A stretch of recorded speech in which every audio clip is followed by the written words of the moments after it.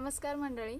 आज आपण टोमॅटो आणि मिरचीची लागवड करणार आहोत. तर मिस्टरांनी सकाळीच जाऊन नर्सरीतून टोमॅटो आणि मिरचीचे रोपं घेऊन आले आहेत. तर मिरचीचे हायब्राईड तलवार या जातीची मिरची आहे. तर त्याची लागवड आम्ही साधारण मागच्या वेळेस मल्चिंग पेपर टाकलेला होता. तर त्यावेळेस पण आम्ही मिरची लावली त्याच्यावरती. ती मिरची आता खराब झाली. आम्ही ती काढून त्याच्याऐवजी दुसरी परत लावतो आहे आणि टोमॅटो पण दुसऱ्या बेडवरती लावतो आहे.